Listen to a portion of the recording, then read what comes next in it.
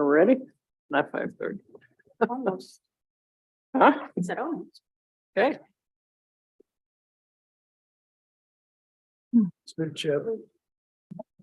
I don't know, are we ready? Too much. He said they were ready. But I'm just waiting for the clock to. So.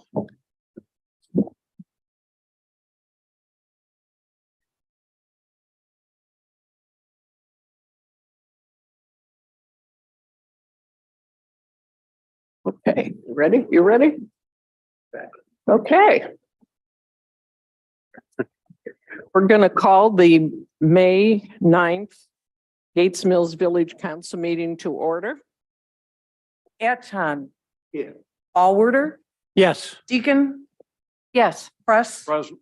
Steinbrink. Yes. Turner, Yes. Welsh. Yes. Thank you. First on the agenda are the minutes from the regular council meeting of April 11th, 2023. I apologize, they're so lengthy. Last month's meeting did not lend itself to an outline format. So, sorry. Move to approve.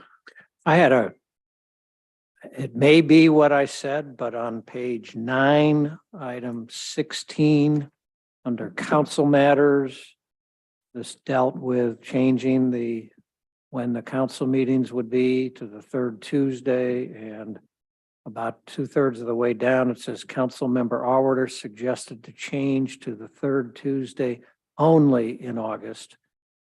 I know what I meant was that's the first time that is the next month that the first day of the month is a Tuesday, which means it really gets jammed up. And I don't know if I said only or beginning in August, but I prefer if it said beginning in August, Beginning or starting, either one? starting, yeah. Okay. That was page 9. I was kind of tired. No, I may have actually, if I said it only, I didn't mean it that way, so. Move to approve with corrections? Okay, Second. Aton, Yes. Allworder, Yes. Deacon, Yes. Press, Yes. Steinbrink. Yes. Turner. Yes. Welsh. Yes. Thank you. Next is pay ordinance 1273 for $548,751.95. Janet, I did have one question. What is Vance Outdoors, Inc.?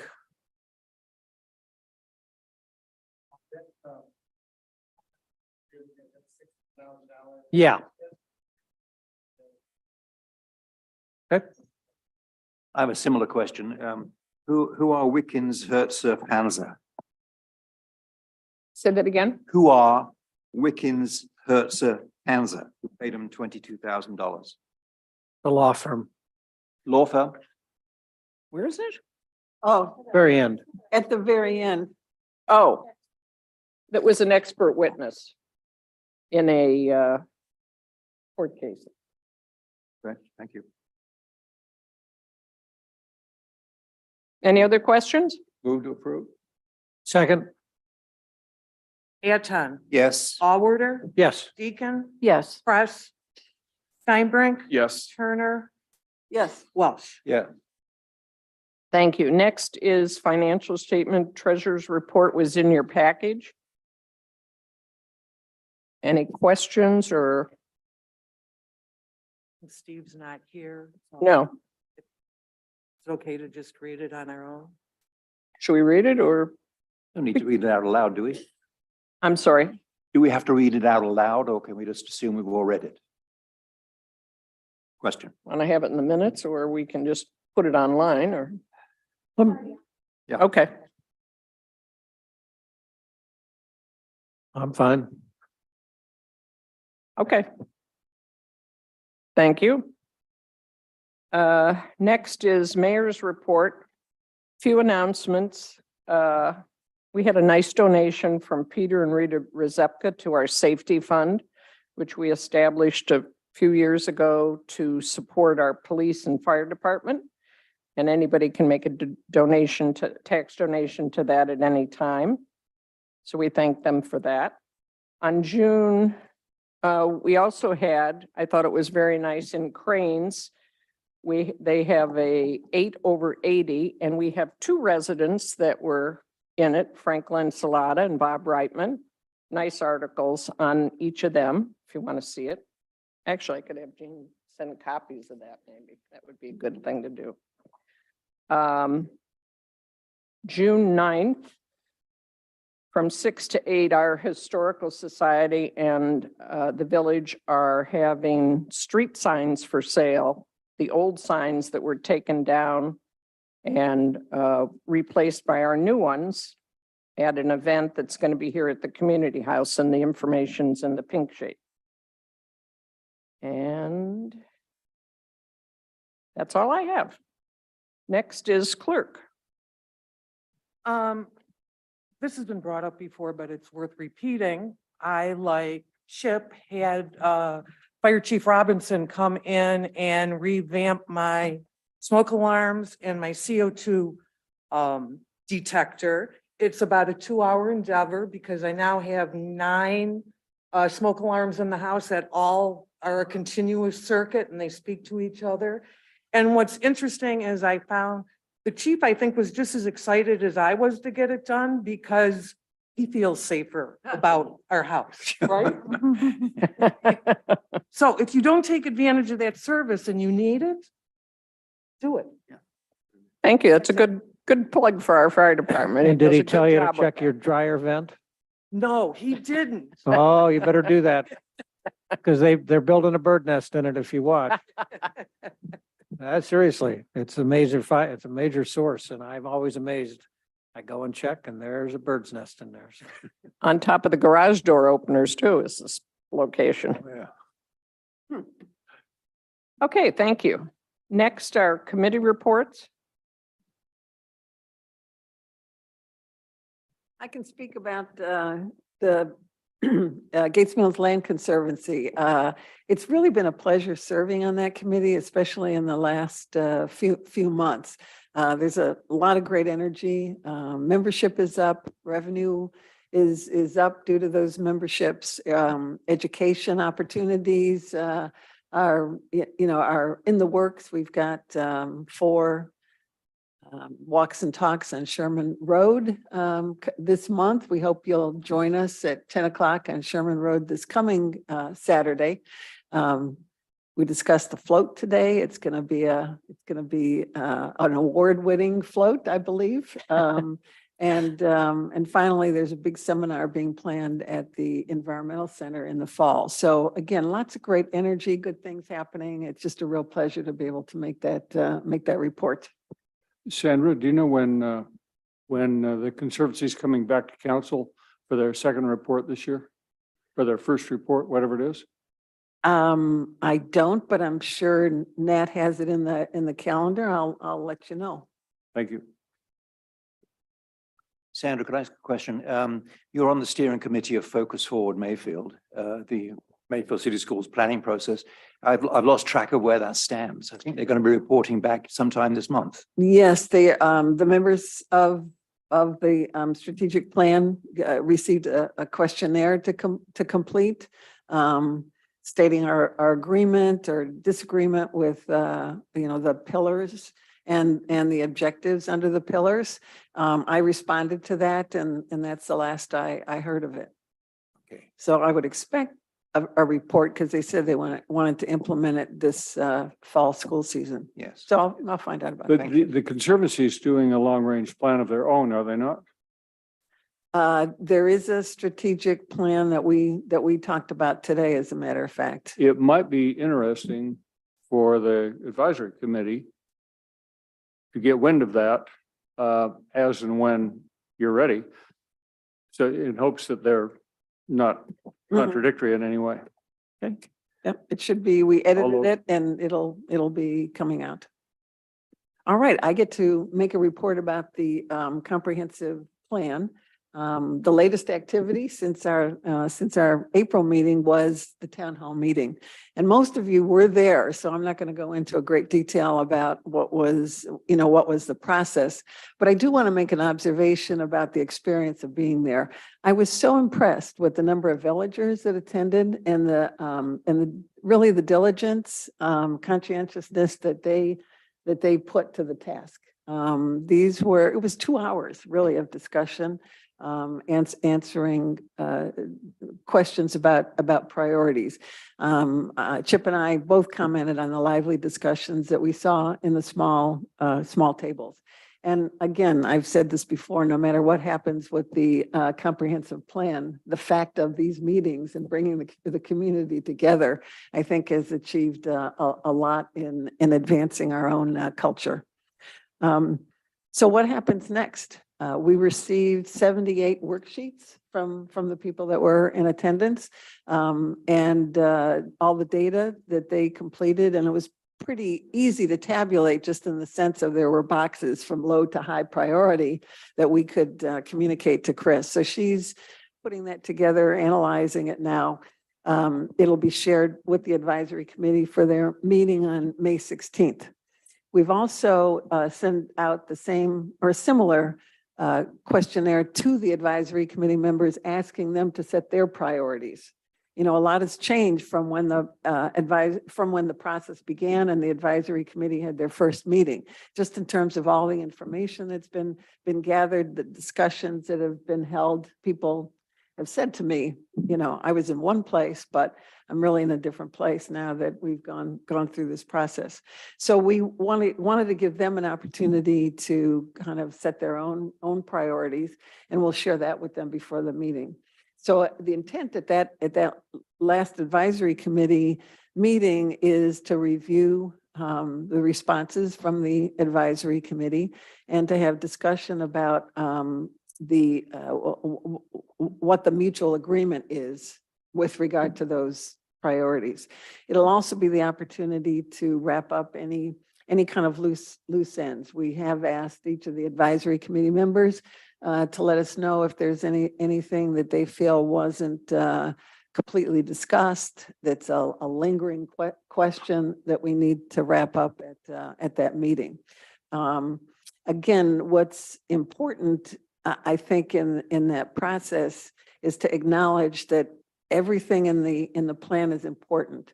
And just because a couple of goals and objectives may be prioritized, it doesn't mean that the other things should be neglected or overlooked. And finally, when it does come to council, it's still the council and mayor's decision whether you follow those priorities, whether you implement some of the recommendations or not. And that report to council, I would assume, would be coming in June, given that we're holding this meeting in May. And it looks at this point that attendance will be pretty good. So, that was important to us too, that we have a good turnout at that May 16th meeting. Michael. And I've got 2 observations about the plan, where we are in the process. First one, call it the Bruce Rinker point, I guess. Okay. Bruce Rinker is a guy who was brought into the advisory committee as a zoning expert to give the advisory committee a bit of coaching. And he was quite good. One of the things he stressed was that the comprehensive plan has to reinforce the zoning. And indeed, if it doesn't, it opens up an avenue for attack on the part of, say, a developer or someone else to go after the zoning. I think he also went on to say it should defend why we have the zoning we have. I don't think the plan right now does that, but the main point is, it seems to me that Rinker made a lot of sense. And before we finalize the document, we should have it subject to legal review and editing by somebody like Rinker. Somebody has that skill set to make sure that so we're following the advice of our own expert. We can discuss that and then I'll go back to my second observation. Okay, there's nothing in the comprehensive plan that would effectuate any kind of change in zoning. So getting Bruce involved in making some opinion about that, I'm not sure is necessary, given that we're not changing any zoning. I had the impression from Rinker, he thought the plan ought to actually say why we justify the 5-acre zoning that we do have. And that seems to me that would be a relatively easy thing to do. I do think the plan does have a couple of zoning changes recommended. Maybe that's something he should take a look at too. Anyway, that's my first item. I don't know how my colleagues feel about that. By the way, that was Jerry Bowen's recommendation. Okay. I believe. Okay. I think he wrote to the advisory committee to that effect. Yeah. I don't know whether they've followed up on it. Well, I think there's plenty in the plan that really speaks to goals that have to do with harmony with nature, protecting and preserving our natural environment, which certainly would support, the 5 acres that we have. And the other existing acreage, like in the village center, is consistent with the historic district that, that has been here for over 100 years. I have no problem with Bruce Rinker, but that may be something that the council wants to do once the report is received. That may be. I just think it should be done at some point before it becomes an official part of Gates Mills. The second point has to do with the town hall meeting and some issues I saw. As you know, I was the guy who argued, or one of the guys who argued there ought to be a microphone.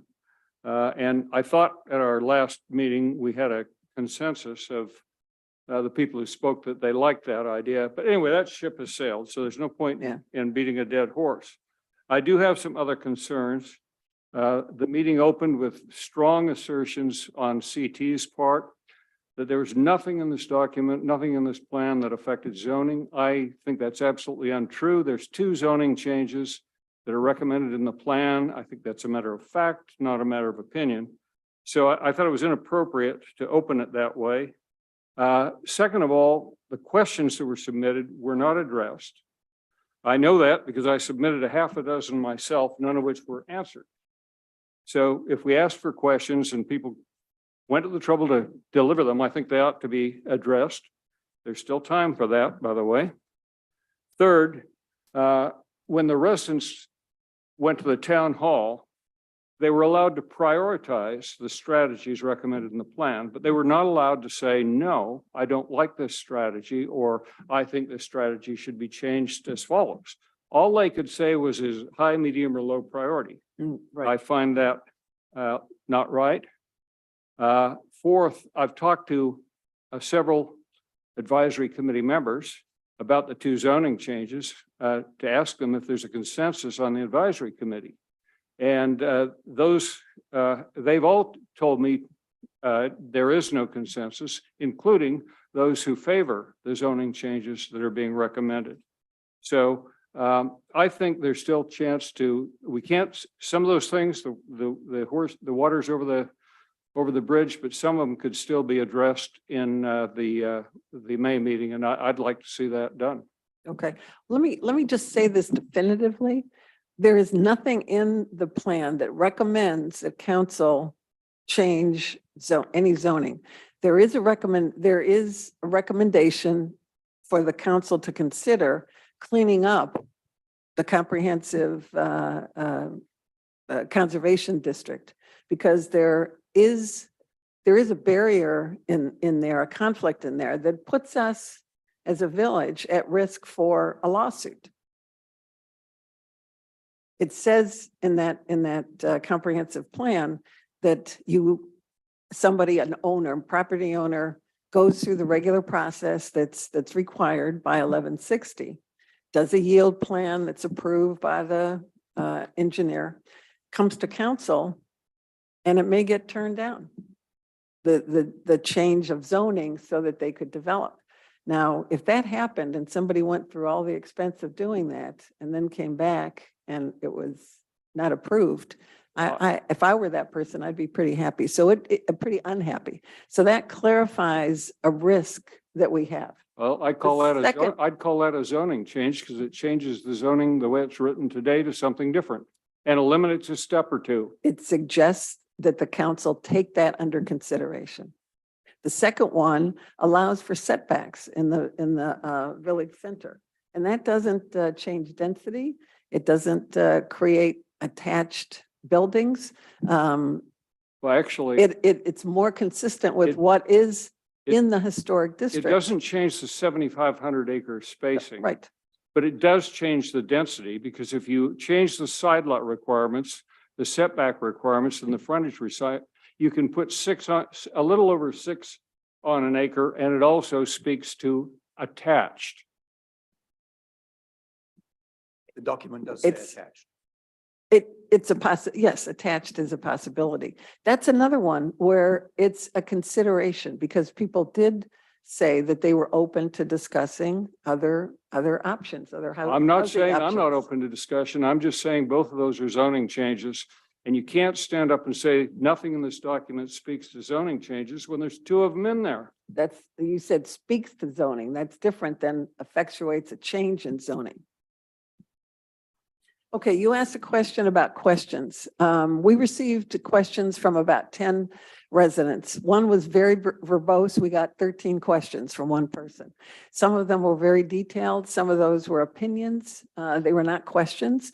We used our discretion to respond to the questions that had to do with one or the other of the goals. And those that didn't pertain to the goals, they were about costs. What's the cost of the plan? Who's going to be responsible for following up with the plan, seeing that whatever is approved by the village gets implemented? We answered those at the end. There were some very detailed questions that really were not germane to that town hall meeting. And if we had answered 31 questions, that would have been the 2 hours. So we took it under discretion to answer the ones that were most appropriate. All I can tell you is I put in half a dozen, none of mine were answered. And none of the ones you mentioned were mine. Nor mine. So I guess could we say you decided to answer some of the questions that you thought were germane and the others you decided to ignore? It's our discretion to do that. I guess I would answer yes. Very good. Okay. Any other questions? I have an observation. Going back to the most important input we've had to this plan, which was the questionnaire that was circulated and responded to last July. There were 3 questions in that questionnaire along the lines, do you think, I'll read out one of them for you. Do you think additional minimum lot sizes should be explored as part of the comprehensive plan process? By a ratio of 2 to 1, people said no, yet we're still exploring it. People didn't even want that stuff discussed in this plan. So their wishes were not fulfilled. You speaking of question 13? Question 12. Okay. And then question 13 had 2 parts, also germane to this conversation. Should cluster homes be explored as part of the comprehensive plan process? That was the question you asked. The answer was over 2 to 1, no. A subset of question 13 was, should townhomes of 2 to 4 units attached in limited areas be considered as part of this plan? By a ratio of 3 to 1, the answer was no. So if I were taking notice of only the questionnaire and nothing else, I would not have discussed any of those 3 items in the comprehensive plan process at all, because that was the will of the people. Okay. Well, for question 12, 50% said no. I think it was 30. 50% said no, 28% 30 said yes, 28% said yes. Yeah, so Like almost almost 30% said yes. And the other 20% said unsure, need Right. more information. Correct. Absolutely. So that the will of the people, 50% said no, but 50% said either yes or let's talk about it more. I don't know doesn't mean yes. Doesn't mean yes. The I don't knows, who knows how I'd guess they'd probably split along the same lines as the yeses and the nos, but who knows? Okay. I would say that certainly the neighborhood questionnaire, the survey is very important. And it was one of the most important pieces of information that we received. Can't But it change was the- not the only piece of Sandra, nothing information. happens Can in I the finish? process could It's change not the survey. only piece of information that went to the advisory committee, and it's certainly not, it was early in the process. We've had two town hall meetings since then. We've had 7 advisory committee meetings. We've had presentations by our treasurer, by Bruce Rinker, and by a school expert.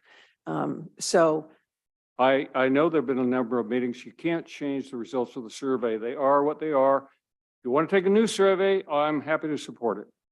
My guess is the answer will come out not dissimilar to what it was the first time. okay, well, we'll have to agree to disagree. Fair enough. Any other questions? Quick question, Sandra. We talked about maybe getting a sense when people left that meeting, if they felt that, because it was more of a work group Mm-hmm. situation, to make sure that they felt that they had other questions answered. Were you able to get any feedback on that? That's a really good question. I personally talked to a few people before the meeting and after the meeting, and the questions were maybe about one or another of the objectives or goals. I can't say honestly that I received any kind of feedback about the process one way or another. I don't know. How about you, Chip? Did you hear anything? Well, I have to say, the ones I heard were very enthusiastic about the meeting. We were very pleased with the attendance, and felt that the goal of getting a sense of what a range of residents thought should be the priorities, that was achieved, and that was the purpose of the meeting. So there wasn't we didn't feel any need for yet another meeting. Yeah. I certainly didn't hear any complaints. I got some feedback from people who attended, who were a little frustrated because they weren't aware of what other people were talking about. Maybe the people at their table, but not everyone else. So they didn't have the feeling that they were part of a group that was talking about issues together. It was separated into whatever it was, a dozen tables, 78 people, as you said, Yeah. filled out the questionnaire. And I think people would have liked to have heard other people's opinions beyond the people just at their table. And to have, as Michael mentioned, to have been able to ask questions in the moment so that everybody could hear the question and everybody could hear the answer. I thought there was more than 78 people there, weren't there? There may have been more people there, but that's the number of questionnaires that we got back. We did put up tables we put up 11 tables, and there could be as many as 9 people at each table. So that would have been a maximum of 99, and not all the tables were full. So I think And there were probably 100 bodies, but only 78 filled out the questionnaire. that could, For whatever that could reason. be. Right. Yeah, that could be. The town, two points, the results of the town hall meeting will be made public. So people will be able to see how, their thoughts aligned with that of others. And we made the decision, if, you could do it a different way. We made the decision that we'd get more input from more people this way. Again, I understand your point, well taken, but that's not the route we chose to go. I don't want to be a broken record, but I've never heard of a town hall meeting where you weren't allowed to ask questions. Well, Wasn't the purpose of the meeting. We've said it before, the scope of the project from day one was the final second town hall meeting was to go through the priorities. We've made it very clear, and we got input from 78 individuals, and you can't have figured out another way to do that than the way we did it. You could have let them ask questions, but limit it to the priorities. And Michael, I I'm got the just, same feedback David did, that people wanted to know what was going on at other tables. My group struggled with a couple of the answers. One of them was the downtown zoning changes. I can't remember what the other one was. And they didn't know what, they were confused about what it actually meant. So they had a very hard time prioritizing it, and they chewed up an awful lot of time on that. Michael and David, I'm just curious, have you heard any positive feedback, or do either of you Sure. have any lot of positive? positive Well, I haven't heard any feedback. of it in any council meeting in the or 15 months, both have been on council. Not a single positive comment. I've gone back and looked at meetings. I would have thought somewhere along the way, a resident or even you personally would have from where I sit, I acknowledge the work that Chip and Sandra have done. Frankly, if they were asked to do it again, given what's gone on, I don't think they would do it. I know I probably wouldn't. The amount of Greg? hours that have been spent, the badgering that goes on at council meetings. I understand the reason and well, it's the tone and I understand trying to get to a better process, but I would have thought somewhere along the way that there would have been some positive comments. Well- Most of the residents that I've talked to that have come up and talked to me have said, this has been a great process. I've got to meet neighbors I didn't even know I had. We got to have conversations. We've gone out to dinner. We've done things, people that I've got interest in. And back to this whole, people having an opportunity to speak. From where I sit, residents, myself included, have been given more than enough opportunities to express their views and their comments on this. And while it's not the best answer, I think some of the residents just have decided that they've elected representatives to do the village of the business. And again, I understand wanting to get every single resident to participate in a survey, and I understand wanting to get as much feedback as we can. But at the end of the day, I think some people are happy living here and happy with the way things are and have elected those of us around the table to do those things. And so it'd be nice to hear something positive I every once in a agree while. with That's all. that. Actually, I lived in the village. I've been here over 40 years. And for all but the last 3, I was happy to leave it up to the elected officials and pay no attention. This one was different. I mean, I got involved because of 781. That's, I think, why David got involved as well. Yes. The reason we have a master plan is because a concerned citizens group, of which we were a member, wrote a letter. Holly Matthews signed it, sent it to Karen, and said, we want to have a master plan. That's why we're all here. It's very important to me that we have a plan and that we do it right. David wanted to be involved. I wanted to be involved. We were kept out of it. Nevertheless, we've tried to make suggestions to make it go better.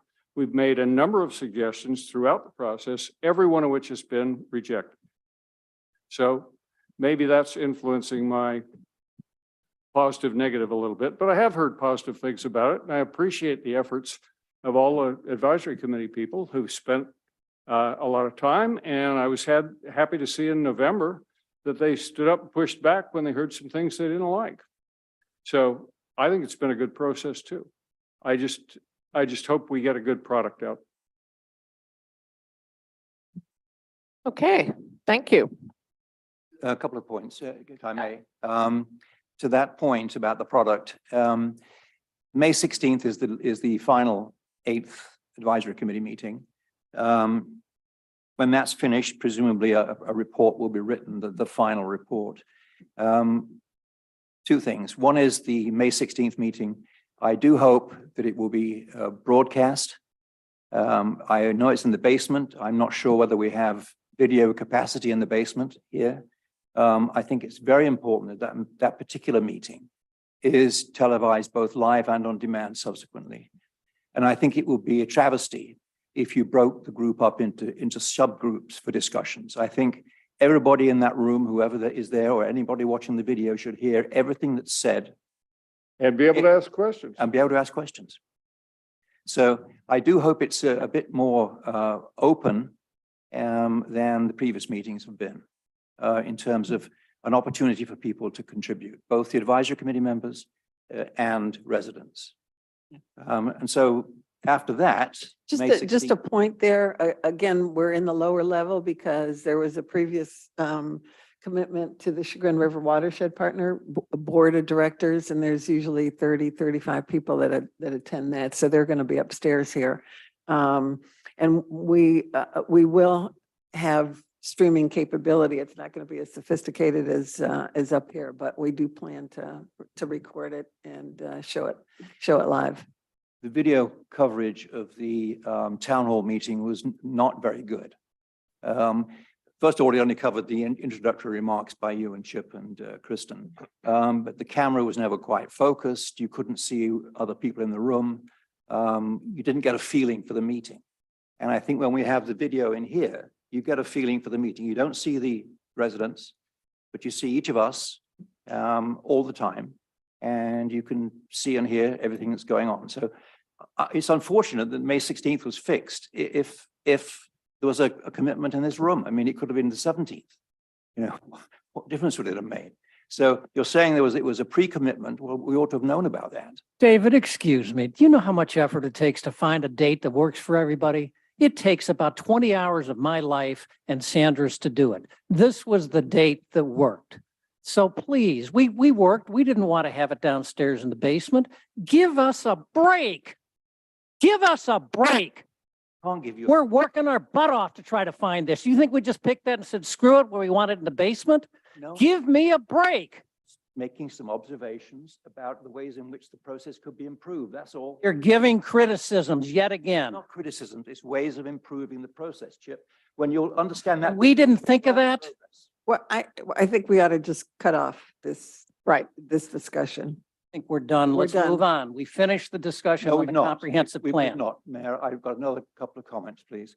What's the process going to be for delivering this plan to council? Have you envisioned how that's going to work? Are we going to bring it in on a trolley and say that's it? Or is someone going to present it? Are we going to talk about it? If so, how? Yeah. I don't know. And I think it's a very important meeting. You know, at this point, we're anticipating that the mayor and council will receive a copy of or email of the plan. There'll be some hard copies in the contract. There's a certain number of hard copies that we get. And then it's up to the mayor and council how to proceed to delve into that comprehensive plan and make decisions about how to move forward. So our contract with the consultant is concluded at that point.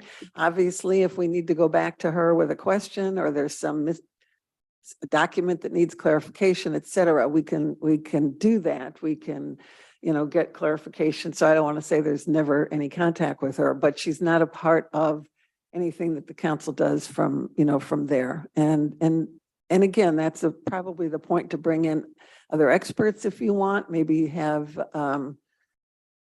focus groups of residents. I mean, I don't know. Well, at that Really, point, the I think we sky's the limit. receive it and then we all take it and study it and then come back and probably have a workshop for council first to address whatever we're going to address.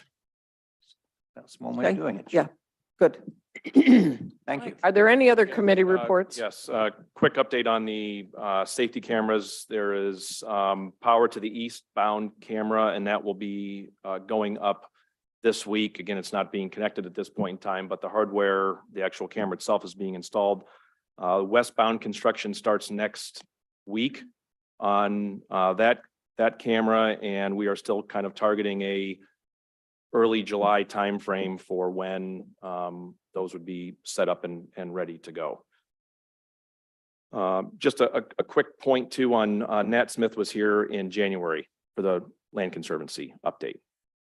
So I think that's once a year, and he was here in January. And then on the real estate, Chip's been kind of running point on the coffee shop in Burton Court, and I'll let Chip provide a couple. I think Nat has to come twice, is supposed to come twice a year. You can check me on that, but Yeah, I but think the he's. first meeting was in twice. January. One other committee thing, Karen, I think we agreed last month that we were going to have the new committee come back and talk about their terms of reference at this meeting. I think that's in the minutes. The new committee for. Yeah, the one that Celeste McClung is, We- You have a sheet in front of you. You just got a sheet about it, are we going to discuss it or? Yeah, I'll. probably I was under gonna cover council that matters. Under Ah. other business. Yeah. But I can. So to follow up on the real estate, the coffee shop, all of the work that the village was responsible for is completed. I think most of the other interior work is all set. There's a couple of pieces of equipment that are on order, and I don't know the exact date, but they're supposed to be in yet this month. And then she's going to be ready to open. I keep asking, when do you think they can actually determine an opening date so that we can maybe like a little bit of fanfare, get word out. But it's hopeful as of 2 days ago or late last week that it'll be sometime this month, the coffee shop. And as far as Burton Court, again, we retained an architect. The architect is off and running. We reviewed rendering, so to speak, or I don't know what the technical term is for what the information presented to Architectural Review Board and Historic sat in on the meeting last Thursday. And they gave sufficient information back to the architect on one of the proposals with then again some modifications. So they now have enough information to proceed to detailed drawings. We have 3 contractors lined up to bid on the project.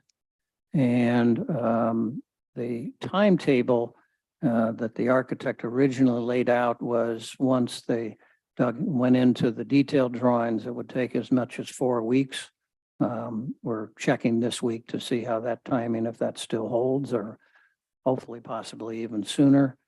Once you have the detailed drawings, then 2 things happen. On the one hand, they go to state for approval to get a permit.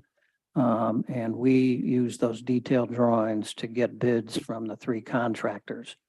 Obviously, from a council perspective, the bids are the important thing to understand if the financials are similar to what we've tentatively, indicated of, and, that what we'd anticipate. So we hope that information will be bidding. We're trying to bring them along in the process over this 4-week period and hope that then they can get us bids back within a 2 or 3 week period, which would be mid to late June is the hopeful timing on that. So again, the project is just being explored at this point. I can tell you that the tenant, Sarah's, Dave Gromolski, is very enthused about the prospect and what he thinks it could do. But obviously we got to find out what the economics look like. So I'd say mid to late June at this point. So Chip, can you say again when we expect detailed architectural drawings? Well, 4 weeks from but starting this week. Detailed drawings Okay. to go for permit but not for architectural review. They may do a final look at that, but they've got sufficient. But you'll see some more for the historic review Okay. in a couple of weeks. But again, they've already given some input. Dave Allison gave a lot of input as well. So I'm not quite sure what you guys look at, but everybody, Dave Biggert feels that everything's on track for what you guys need to see and what architectural review then needs to see. So Are we estimating then about June 5th? mid to late June, Ed. To know more. Okay. So, we can reconvene then and see where we stand on the project. Chip, one question. Where I was sitting, I couldn't really see the renderings that were showed at the ARB. You get closer to the mic. Sorry, I didn't see the renderings very well, but they look nice to me. So do you think it's worth putting 1 or 2 of those onto the website, letting people know what we're talking about? I don't, it's just been explored at this point, David. I don't think that's something, and I don't know what the final is going to look like. So I don't, Exactly, no. so, if we give a go ahead on the project, yeah, I think we would want to do that, but maybe since it might change a bit and I don't even, to be quite honest, we're trying to be very open that we're exploring this, but I don't want to get too, head of my skis here. So let's see if we're actually going to do it. And then if we do, I'd certainly want to promote it, so as a positive step. So, Thank you, Chip. so. Any other committee reports? Uh, Lori? Yeah, Charter Review Committee. We met last week. We had surveyed past council members, current council members, mayors, past mayors, get feedback on what their thoughts were regarding changes that needed to be made to the charter. A few things came up. It was discussed as to whether or not we should make any changes with regard to the declaration of an emergency or suspension of the rules. Declaration of emergency being that the 30 days is waived for implementation and or suspension of the rules, which would suspend, the 3 required readings. And we basically concluded that it would be very hard to draft something like that. And it's probably best just to let council consider each measure that comes up and under the circumstances. There also came up was the number of council members. And again, the committee felt that 7 was a good number. If we were to reduce it and we had members absent, then you would have a very low number of council members potentially making decisions. The other thing that came up, almost half of those surveyed felt that we should consider putting in the charter that major zoning changes would go to the voters. So that's something that we're still considering. And then there were some other really good ideas around enforcement of permits, the number of committees that we have, the duties of the president pro tem.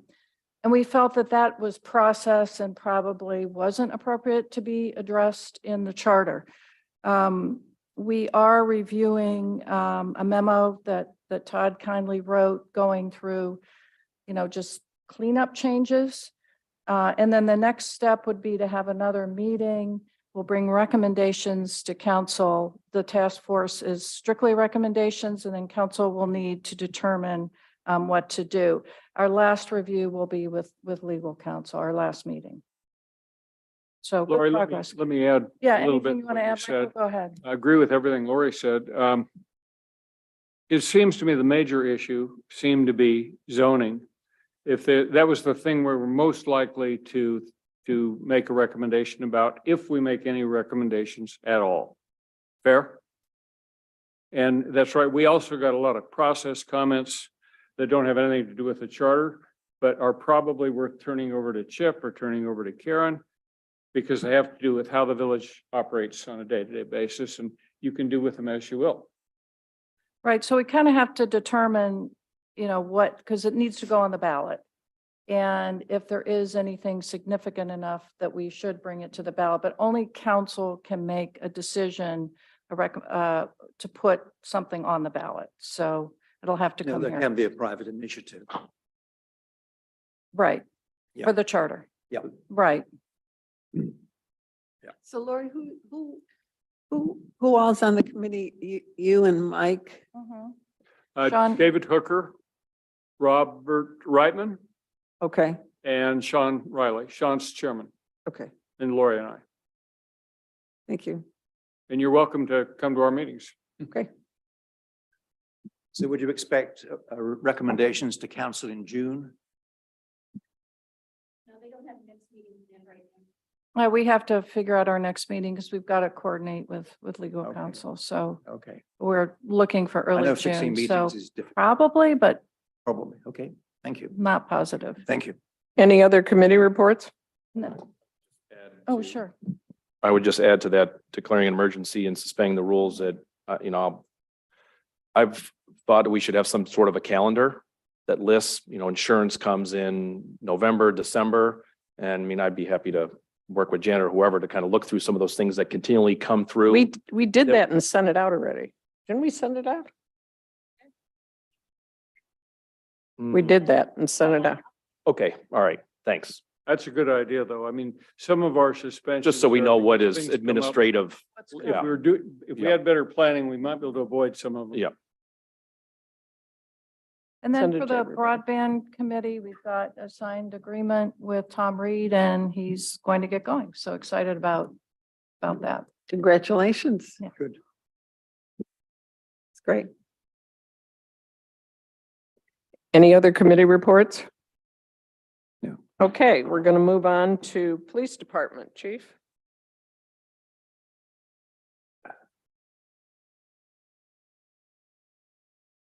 Thank you, Mayor, members of council. Everybody should have received a copy of my monthly report. I'll be happy to answer any questions you might have.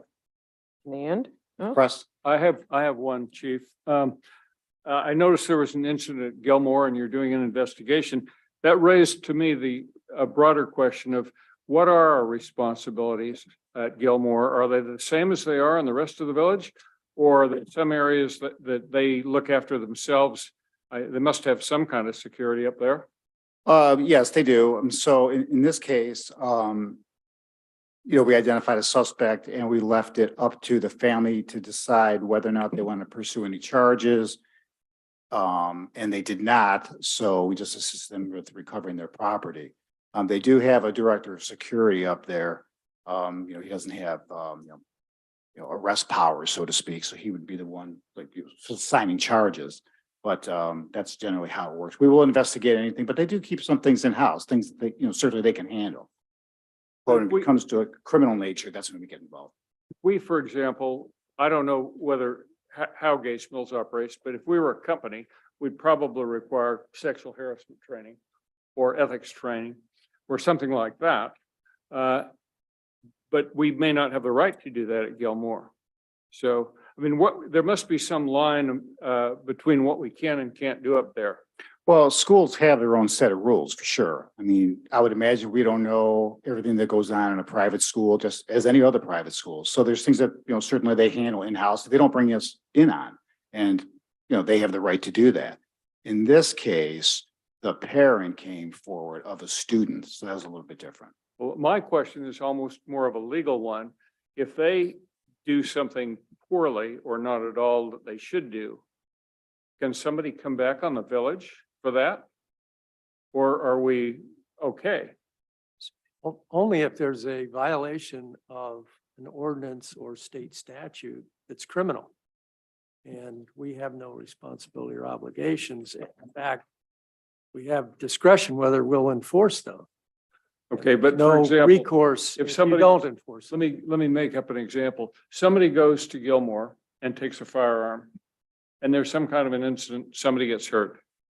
I presume we don't allow concealed weapons in Gates Mills unless you have a permit, although that might be different now that maybe I chose a bad example, but I just want to know if there's any way we could end up on the wrong end of a lawsuit because of something they should have done better than and didn't do or didn't do it well. No. Thank you. I'll sleep better tonight. Just, two things I did want to bring up, just listen to Councilman Steinbrink. So probably toward the end of this month, it's going to printing right now regarding the speed camera program. We will have a mailer going out to each household here, and it will explain the program. So it's an informational brochure that will be mailed to every resident here. Explains the program, where the cameras will be fixed, what the fines are, what the process is. So, the residents here should, be seeing that. We're hoping to get that out, by the end of this month. So it's going to printing here right now. And the other thing I thought I'd mention, because we want to have a council meeting before the St. Francis Festival, but the St. Francis Church Festival is June 8th, which is a Thursday, starts on Thursday and ends on that Sunday, which is the 11th. We had, a couple incidents there last year, especially on the Saturday evening. And, it's not anything that, maybe goes on in some of these other church festivals, but we did request and were granted the use of a county mobile field camera. So it has 3 different cameras on it. We're gonna probably, and I'll work with the fire chief on this too. We're gonna go ahead and, once we get it, they ship, they deliver it and they set it all up for us, and we'll position that accordingly. There's 3 sets of cameras, and we think with these 3 cameras, we could kind of cover the entire area of the festival. And it's just an extra set of eyes, and we'll have access remotely to watch that, and it'll serve as an investigatory tool in case we should need it at no cost. So it's a nice tool to have. Chief, do you know, will the school be providing additional security? Yeah, we're working with them on that here right now. Generally, it's probably one of our busiest weekends in terms of maintaining road coverage and getting the officers to work up there. So generally speaking, we'll have about 5 off-duty officers in addition to our regular road patrol. Anything else? Thank you. Next is Service Department. Dave? Thank you, Mayor, members of council. You should have received a copy of my monthly report. I'm happy to answer any questions you might have. If there are none, one quick update on our salt. Last week, we took delivery of 400 tons and packed as much as we could possibly do in our salt bin. We do still have 164 tons we're committed to buy through the state program. So I'm still working out what we're going to do with that, store it with Cargill. I've talked to 2 other communities to see if they would be willing to take it. That hasn't worked out. I talked to one private landscape company. They didn't have enough room. So I still have to figure out and work on what we're going to do with the last 164 tons. 164 tons. So if anybody has a big barn or garage, please let me know. Old salt. Yeah. Another question. Yes. I've lost track of when we're expecting to get the bids for the 2023 road maintenance program. Friday. We'll be opening, Friday noon, we'll be opening the bids. Yep. Okay. Yep. So at the next council meeting, we'll be taking a look. That would be the Great. Thank you. They changed their protocol for how they accept the ads. So I submitted it Tuesday morning, it's due by noon. Got notice that it bounced back Tuesday afternoon. Called them, they said, oh, we don't do it that way anymore. So by virtue of that, it got delayed a week, which means we put this to council. Thank you. No other questions. That concludes my report. Thank you. Thank you. Next is Fire Department, Chief.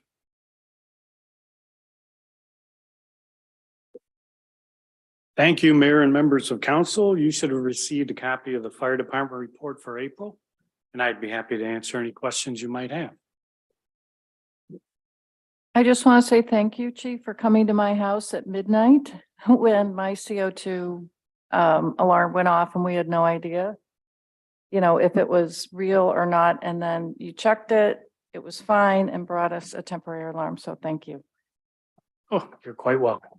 And I was ready to compliment you because you got all the way to April 24th and nobody had burnt any food, and then son of a gun on April 25th. Yeah, I had to get one in.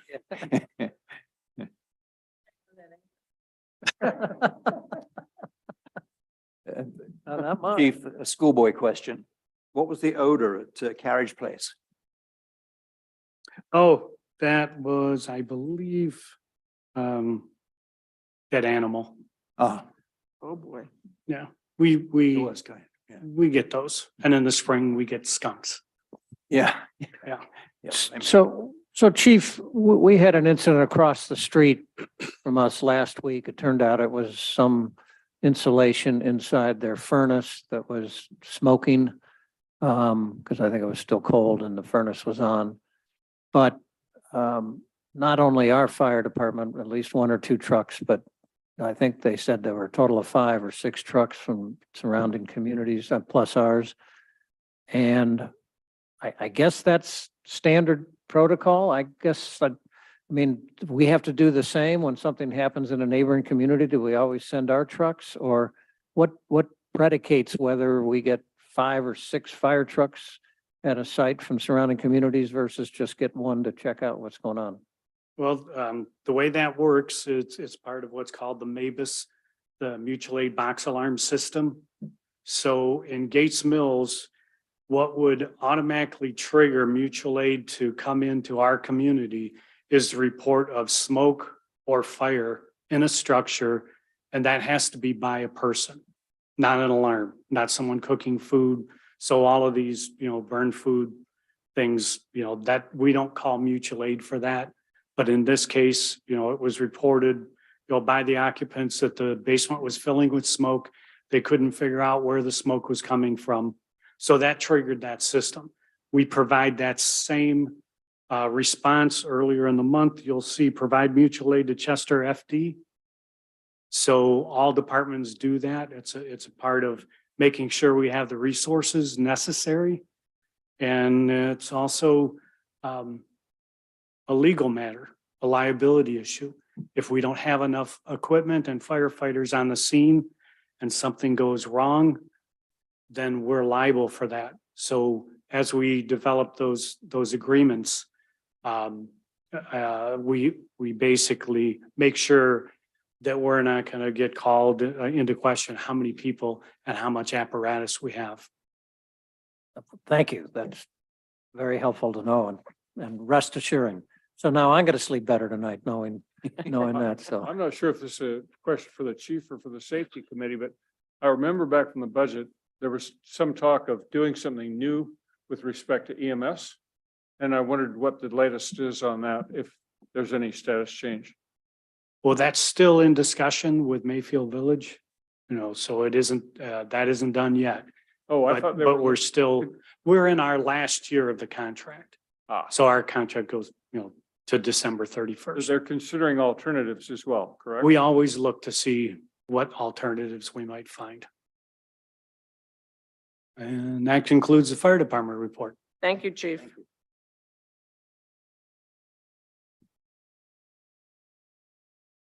Okay, next is ordinance 2023-17. An ordinance amending section 13101 of the codified ordinance of the Village of Gates Mills to change the date and time for regular council meetings of the city council. This is so that our law director can be in attendance.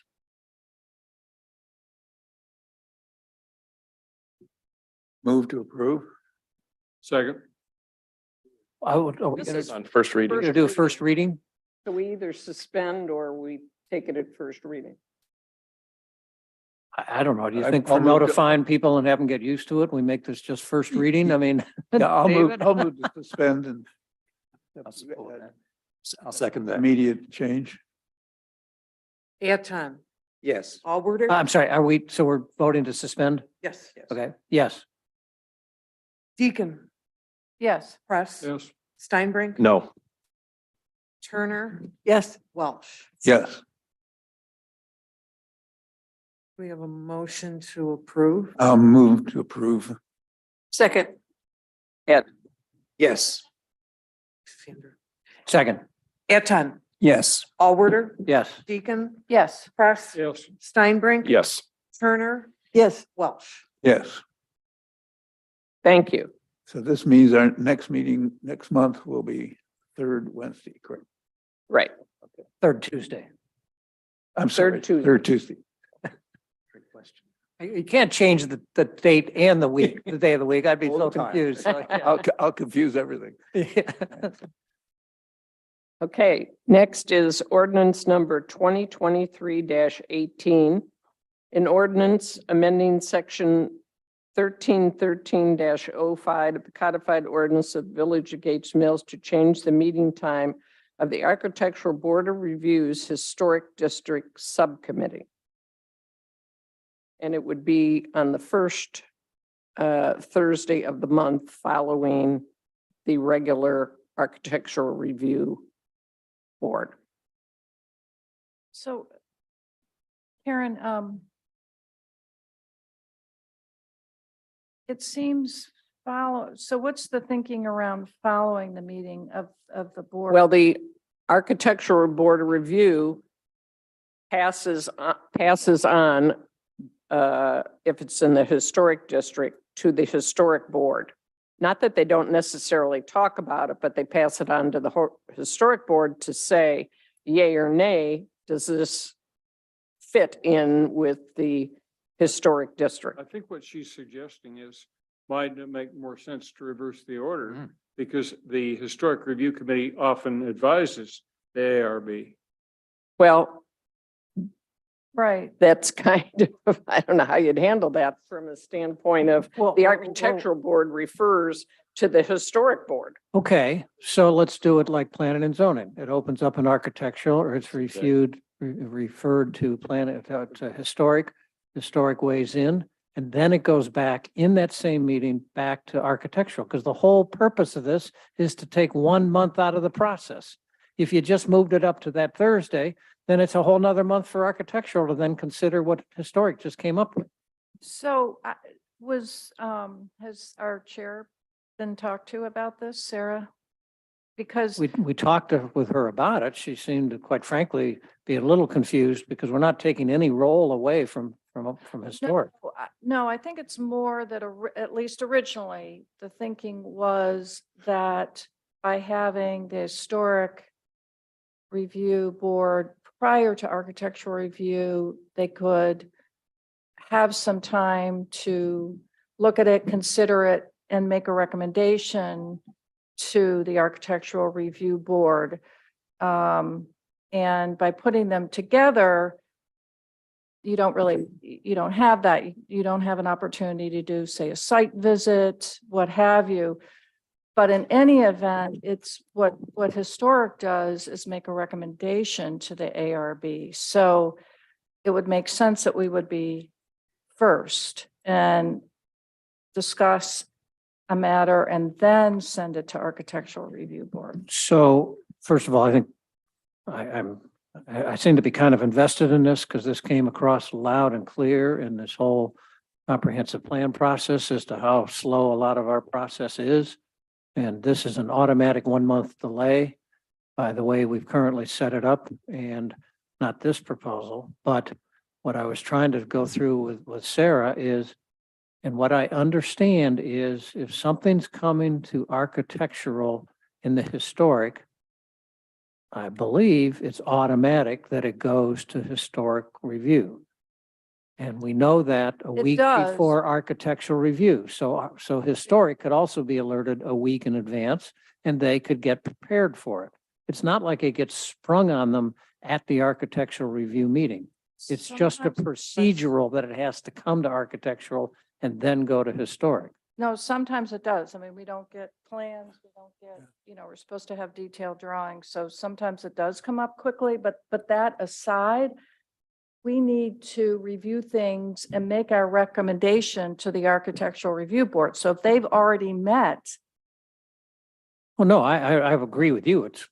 You can convene the architectural review, then adjourn, go into historic, then you make your recommendation, then go back into architectural. But it's, right? the they goal is to don't do know. it, at the same day. Could I recommend or ask, could this be on first reading till we get some information to Sarah?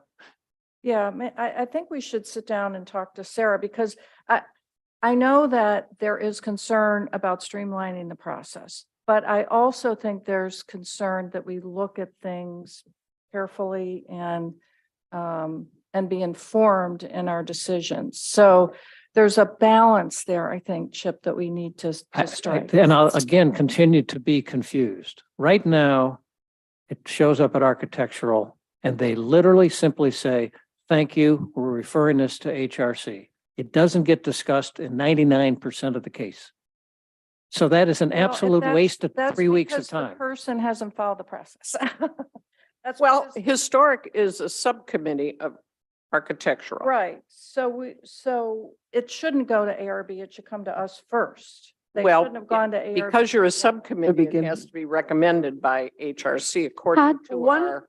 Is it possible if they meet jointly at the same time and both of them review at the same time, each can still make a motion and take a vote separately? I mean, you can have both committees look at it at the same time. That way people aren't waiting until the next meeting comes up.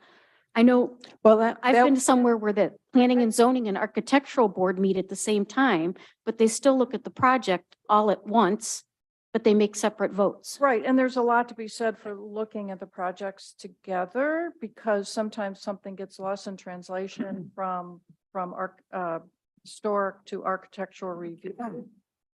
But I think I think the order just needs to be reversed. If it's historic, start out, look at those, have the discussion with architectural review. But if we do it after. Well, as a member, you're saying two different things. I think we're all, at least I'm in agreement, it needs to come before. So it happens at the same meeting. But when Sarah says, oh, well, this doesn't give us proper time, I'd really like to understand what would be different because we're not trying to change the historic review process itself. And it doesn't change the timing. There's nothing that happens other than I the think 3 we week should- delay. I think we should talk to her a little further Oh, I agree. about using that space and how it's, how that's working out. If there needs to be additional due diligence before it goes to ARB. It also gives, if we give feedback to the architect, it gives them some time to then finalize and make changes before they then take it to ARB. And Dave, feel free to step in if. I'm still trying to figure it out myself. Well, Lori, as a do you- member of the, excuse me, as a member of the Architectural Review Board, and the co-manager of the comprehensive plan, I agree that we really need to streamline this process. I don't know if this is the answer. I think planning and zoning is a good example when it goes planning and zoning and then appeals and then back. But to Janet's point, this says immediately following. It doesn't say a joint meeting. So Yeah. I don't know what it accomplishes in the sense if you have the ARB meeting and then we all leave and then you have the historic, we haven't, You've lost a month. we lost a month. It has to come back. So there's Right. got to be a better process Right. than this and maybe we all need to sit Maybe down, it should be a joint meeting. a joint meeting and sit down with members of both groups to understand what the process should be and how we can improve it. Lori, at the expense of complicating matters further, shouldn't this new committee that we just approved last month weigh in on this issue as well? That's a little, Different. because we're really looking at, And we didn't approve it. yeah, how to improve historic preservation. Looks to And me like it's right down the center of the fairway of what we've written here. well, it certainly might be part of it. I do think we should talk to Sarah because often architects will come to us. It's not and ask, hey, are we on the right track? And before they invest a lot in drawings, it's not something that it's a difficult question for us because we don't have final drawings, but it's understandable that they're trying to be efficient in using their. So why don't we just put this on first reading and maybe reconvene like we did at the previous architectural meeting, both groups, and have a 15-minute segment at the end or something. Yeah, I mean, that would be fine. I think we need to spend a little more time looking at this and making sure, again, streamline the process. You're exactly right, but also making sure that we have adequate review and look at everything thoughtfully.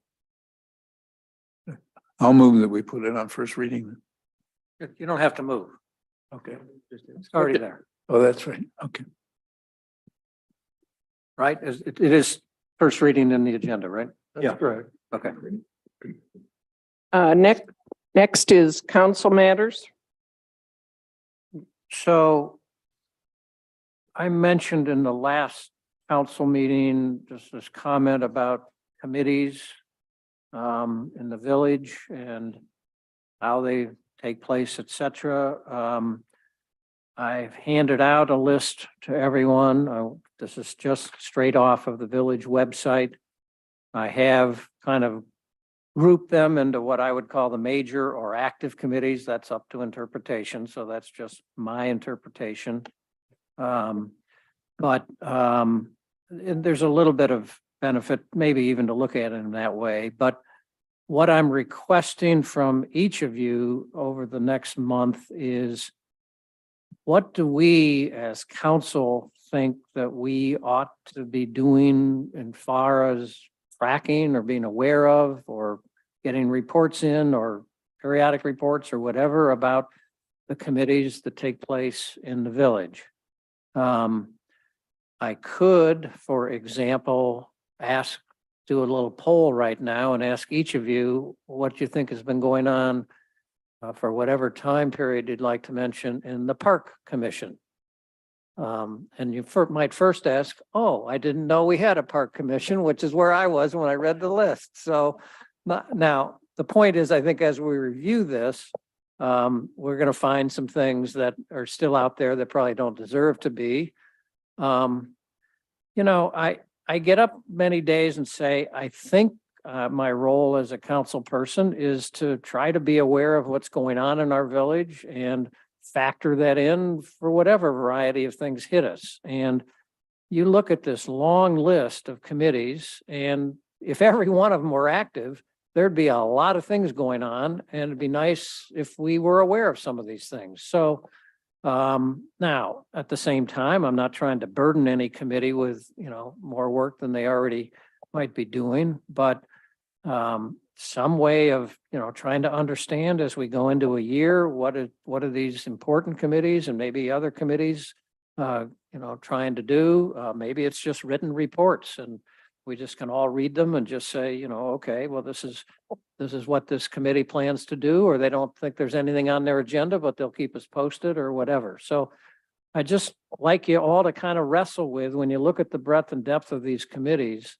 I know I've chatted a bit with the mayor, and if she looks down the list, you know, some of these probably don't even need to be active and maybe could be just taken off the website. I do also include at the bottom the community organizations, because again, we do have Land Conservancy come and report to us because we have a contract with, or, you know, an operating agreement with them. And then we do listen at the Improvement Society dinner as to some of the things are, you know, meeting once a year of what some of these groups are doing. But I don't know, I guess I'm kind of curious, what does the community club, you know, I mean, we can all read about it in the Pink Sheet and things like that, but would it be interesting to have the community club once a year and just come and say, look, this is what sort of our objectives for the year, and a little briefing of us? I don't know. I don't know that much about the community club. So, you know, they don't report to us, so we don't technically have that, you know, authority or anything like that. These other committees are technically under the purview of the mayor and largely under the mayor, and I'm not trying to interfere with that, but so that's my request. Any questions about what I'm asking? And I'll try to gather your comments and see what the temperature is. Chip, And I think on your list, I think the things that have the little C next to them, maybe charter. yes, in the C's, charter? the C's are charter and the O's are when I found something in an ordinance, and maybe all the others have ordinance. I just, I thought that those were charter, and then I went back and corrected it. But yeah, the little C are charter committees. So the Park Commission is there because it's a charter. Records is the state. Stormwater is EPA. Yeah, and by the way, Land apparently I'm on the stormwater tax subcommittee, and I didn't know it. I never knew I was on the stormwater subcommittee, and apparently we don't have any stormwater. It's not on your list of committees. Oh. Which one? Animal Welfare Committee. Oh. Oh, that was, That's a good one. That's a good one. That's that a was, good one. that was supposed to be listed on here. That's funny. Okay, I just missed that. 'Cause That's, Well, that's Simons- stated it's a committee, but those are all people that just are on a list to help us out when we do have a dog or animal here. They never meet. whatever, I apologize. That was a It's a good idea to mistype for me. do this. Okay. Well, I would, you Looking know, for ideas. last year we spent time describing each of the committees and the members and describing them, the members, and when they should be making reports. So I guess as a first step, why don't we all look at that and see if there's kind of changes that you'd like to make to that? Because some of this work, a lot of It's on the already website. done. It's on the website. I forgot. It is? Yeah, Okay, all yeah. right. So Good point. we did that last year. Looking for ideas and maybe refreshing. We also should probably distinguish between task forces, a Ah. task force and a committee.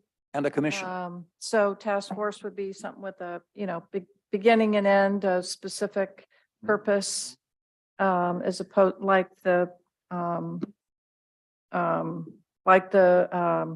Historic Preservation Task Force, I'll talk about in a minute, Yeah. for example. I'm So my- confused. Are we going to talk about it in June? Yeah. You want us to prepare? Yeah. Or do you want us to send you something? Oh, you send some stuff so I can try to All right. gather up, and then we'll obviously, then it'll be on the agenda in June.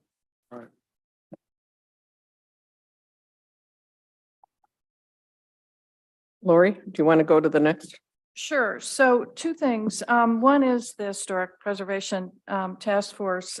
Celeste McClung has done a really nice job of coming up with a statement of purpose for the task force. And we got some feedback last meeting, made some changes. We've added in effective communication tools for realtors and buyers, and also recommendations for improvements of standards. So if you could take a look at this and give me any feedback, and we can maybe bring this to you in June, and hopefully with the mayor's blessing, we can move forward with the committee work. Okay. And And I, Celeste is here. Celeste, do you have anything to add, or?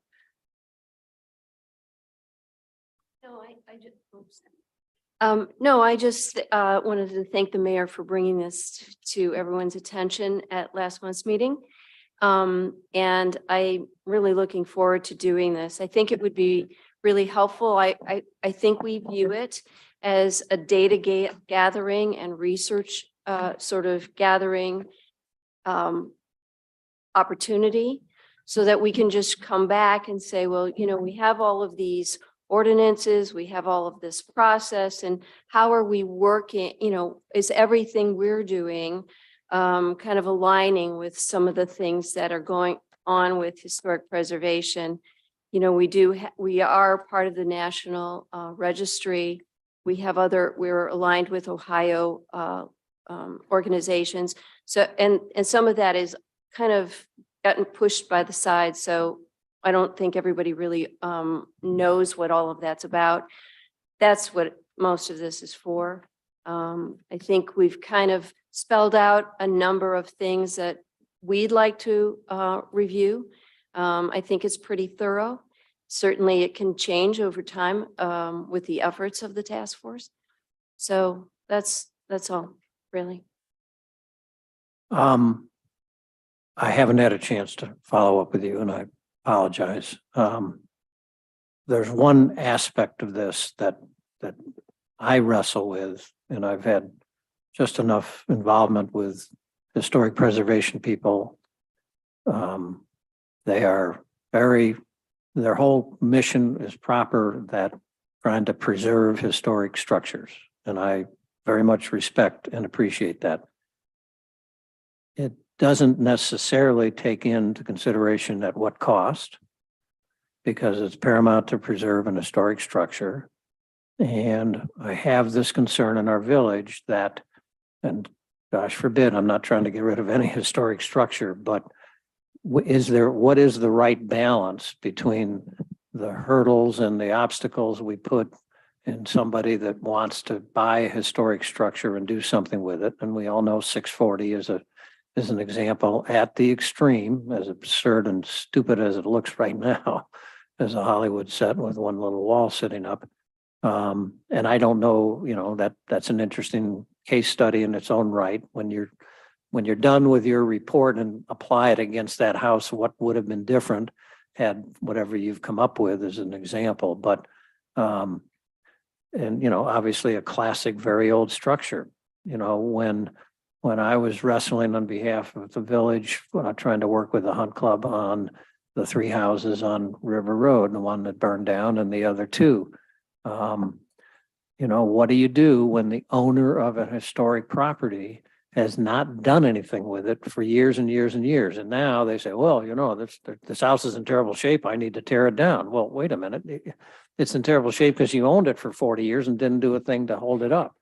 And should we be strengthening our inspections? If you can identify that this is an historic structure, then should we demand that we have to go in there every 5 years or whatever and make sure that, you know, you're addressing a crumbling foundation, which quite frankly may have been the issue on 640, is that, you know, that was such a poor foundation that was just being band-aided up, I guess, if I don't know, that's my sense. But so, you know, lots of things about what do we do when we have a structure that's so dilapidated, but we make owners or prospective owners go through hurdles. Ashamed, you know, that should we have just torn down 640? I don't think so, but you know, how did it even get to that point where it was in such poor shape? So anyways, just, it's a balance between what we do and to preserve our structures, but what happens when it gets to a point that it's so ridiculously expensive that we're putting people through a burden So if that's a fair statement, because I don't want anybody to think I'm trying to get rid of historic structures. No way. No, that's a fair statement, and certainly I'm open to anything else that you might be concerned about. And I think that's what this will do. This is a process that we need to go through to see why is it that we do have these old structures in the village that maybe hadn't been taken care of. So we could kind of turn the ship a little bit and say, okay, if we have these and if they're valuable, then what kind of restrictions or what kind of inspections or whatever should we go through? But I think this is what the whole task force is really for, is to figure out what are all of the issues surrounding our historic area here and the historic structures within it, and see we're going to come back to you with recommendations of how to address all of those types of issues. But certainly, we would be open to other people's comments and concerns. Absolutely. I think there's a lot of great items in here to really improve our processes. To Michael's point, when he asked Lori, wouldn't this be the task force that should decide how the ARB and the historic subcommittee should interact?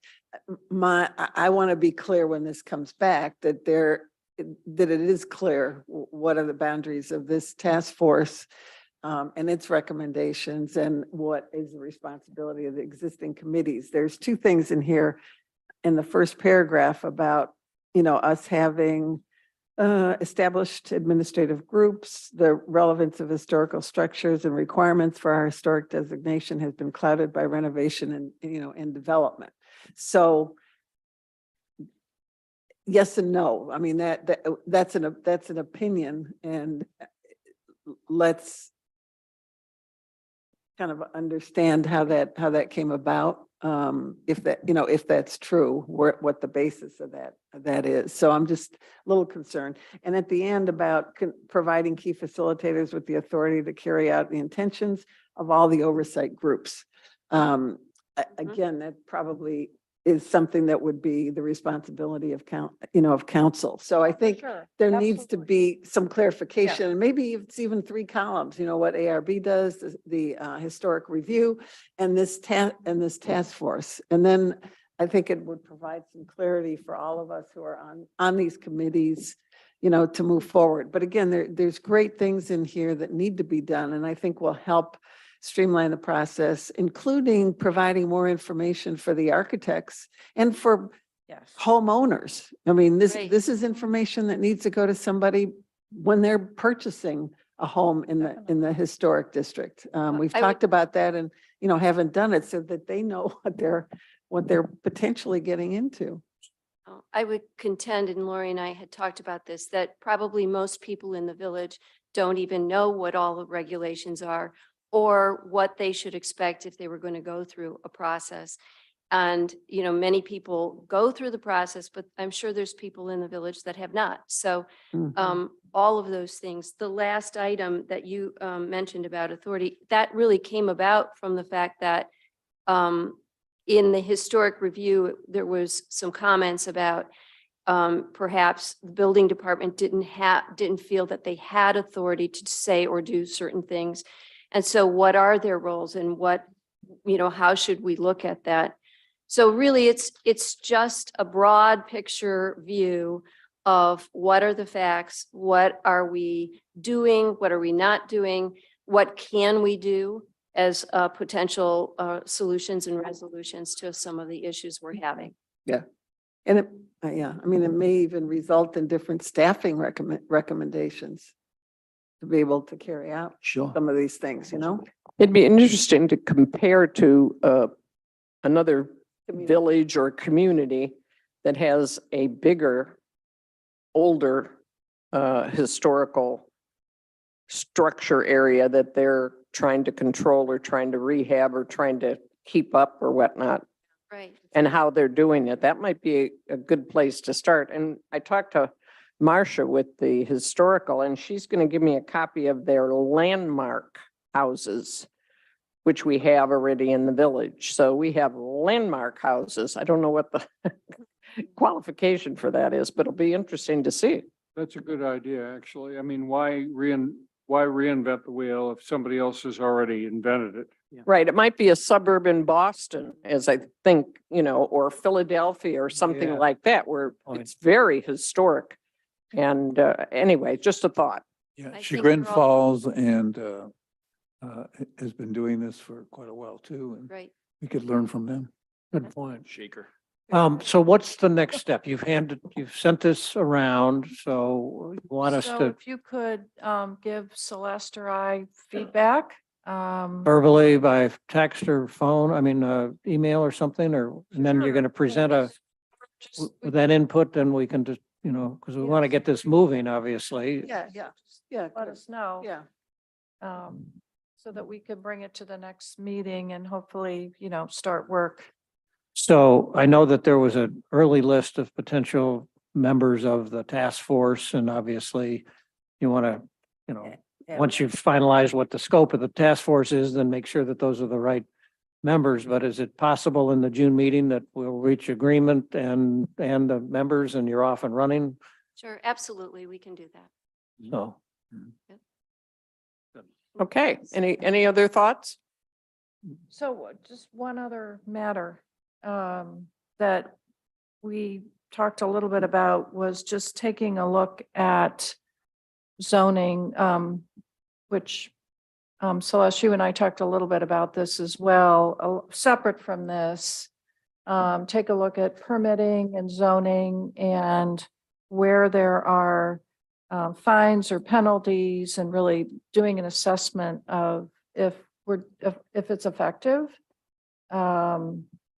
And part of that, I think, would be probably a fairly extensive communication strategy, because I think a lot of people aren't familiar with some of the key ordinances where there could be penalties. Obviously, we'd have to work with Dave on this. Yeah, I but was just gonna say, you're gonna gonna have sit to talk down with and Dave. scope that out. We had some comments that perhaps our enforcement isn't strict enough, but maybe it's also our communication isn't extensive enough for people to really understand what they can and can't do, or what they need a permit for, so on. So just wanted to get feedback. It was something that's come up recently, especially in connection with. some of the- Maybe we need to give our service director more enforcement powers than he currently has. Well, that would be a question, right? That would need to be looked at. And so obviously he would be an integral part of this. Look at, questions? and getting his experience on how things are working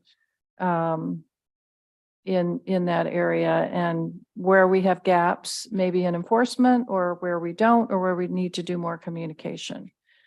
So just wanted to get everyone's thoughts. I know it overlaps a little bit with planning and zoning, with what Celeste is doing. So if you want to.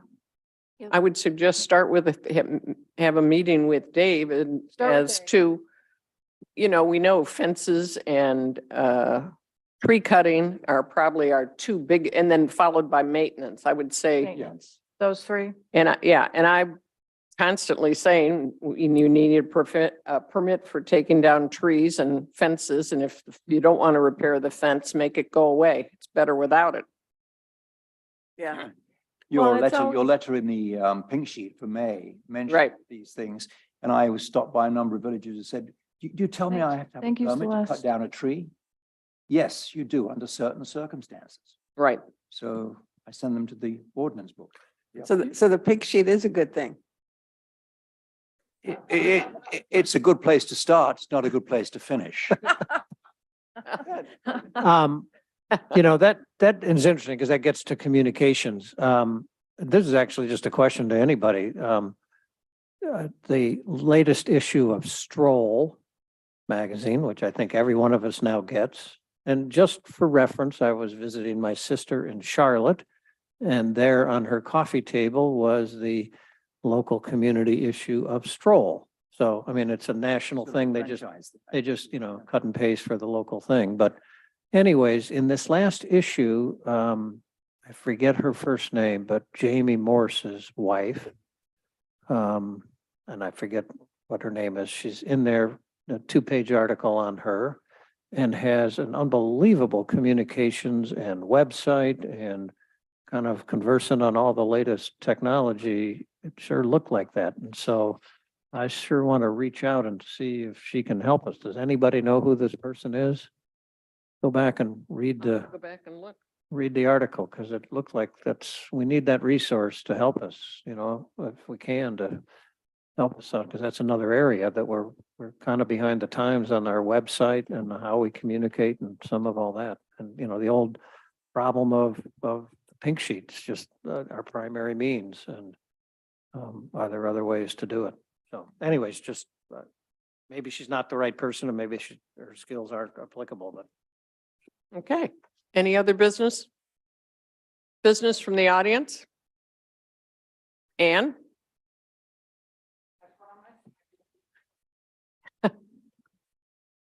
Good evening. My name is Ann Whitney. I live on Chagrin River Road, and I'd like to express a concern relating to the comprehensive plan.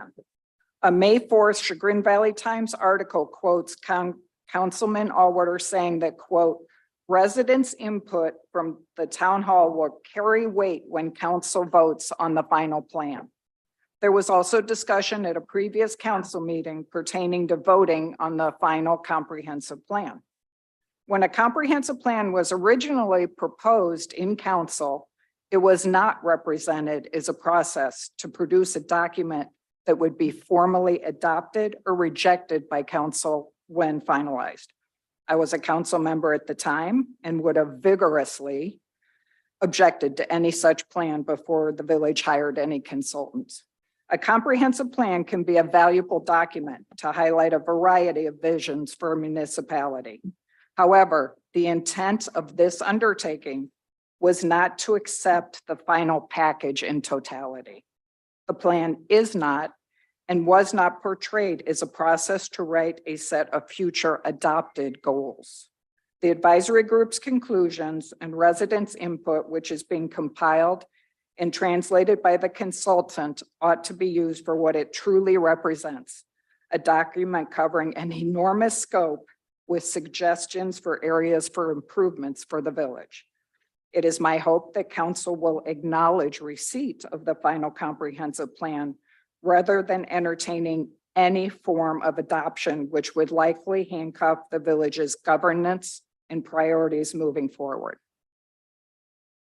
Thank you for the opportunity to speak. Well, since you mentioned my name, I have to say I am aghast because I missed that in the press. If I actually said that we're going to vote on the plan, and if I did, then I was remiss in how I expressed it, because I, for one, have always understood. Yeah, I'm sure you didn't misquote it. So I'm who knows how things get into the press, but that's certainly not my intent as a council member. And I don't know that it's anybody else's that we're voting on this plan. We're not. We're going to discuss it, and maybe we decide to proceed certain things, but I don't think we actually vote on any, on any aspect of the plan. We just agree that we're going to potentially start to, look at the things that are in this plan. So I think we're all concerned when it gets dropped in our lap. Are we supposed to just be robots and follow it? And I think we all understand, no, it's meant to be taken under advisement. And, I think there are a lot of things in here that, will be very interesting to start to tackle. And I look forward to our first work session to go through it. But boy, I have my own role, my council position. I have no intent that we're voting for the plan or against the plan. So if that's how I quoted it, I don't recall saying that, but who knows? I would apologize for miscommunicating. Okay, thank you. Anybody else from the audience? Chuck? Oh.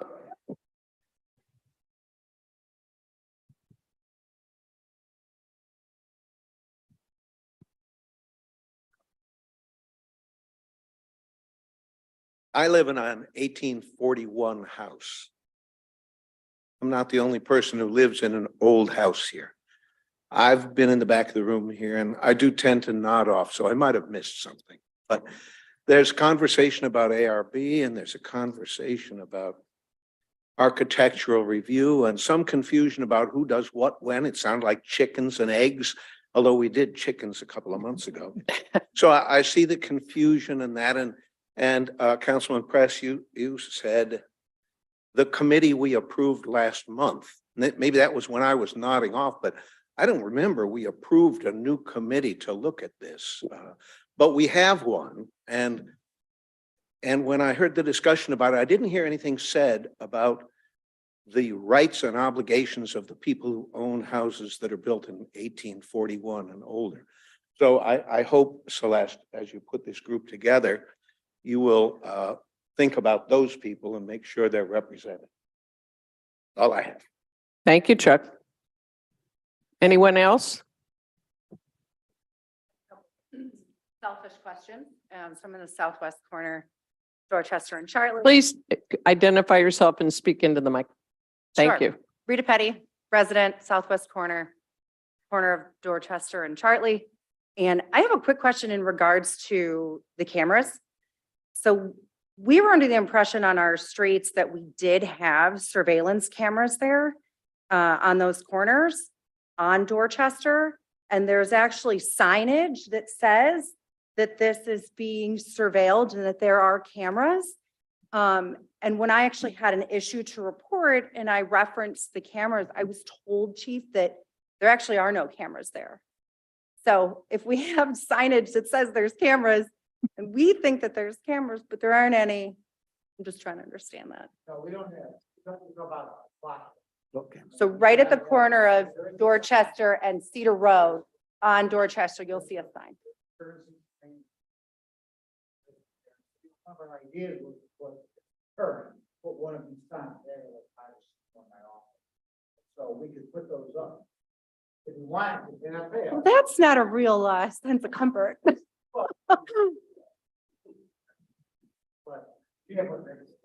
Well, considering where that is, and you're talking about the cameras that will be going up, I certainly hope that that area will be considered because of its vulnerability and some of the issues that we have had on Gates Mills Boulevard, on Chartley, on Dorchester, right?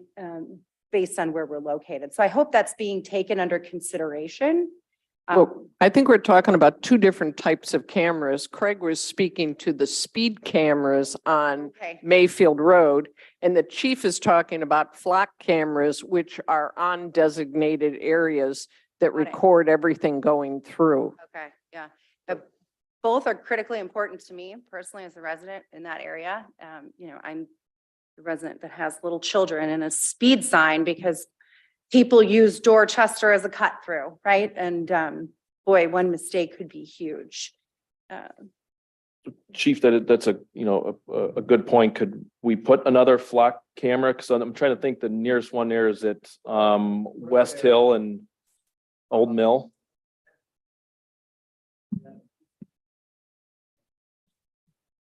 Okay, so there is one on the Somme Circle.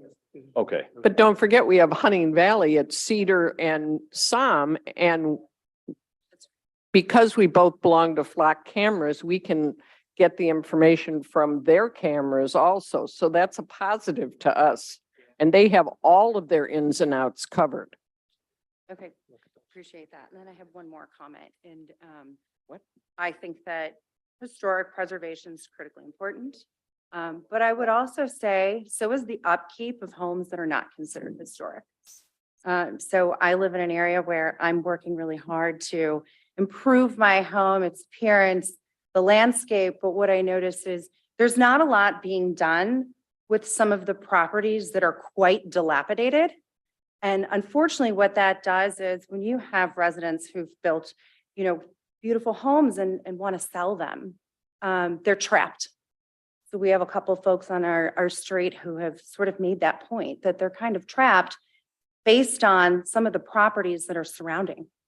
And so it's really important that whatever we, have in place today, that we enforce that, right? To keep up the beautification of all the properties and not just what's historic. It is important. That's one of the reasons we adopted the state building code, right? Pardon? and maintenance code, right? Number of years ago, so that we could have a little more control over it. Some places it works better than others. Yeah, I would like to see it maybe enforced a little bit more because I've seen some. It's tough. That are just in the last 10 years, not getting any better, just getting a lot worse. So, yeah, so Mayor, as you said, that's one of the three top areas for enforcement. You said what, fences, trees and maintenance. Right. Yeah. But make sure that's on the list. Thank you. Fantastic. I appreciate that. Thanks for listening. Thanks. Thank you very much. Anyone else? Okay, Move to adjourn? yes. Second? Anton, Yes. Allworder. Yes. Deacon, Yes. Press, Steinbrink. Yes. Turner,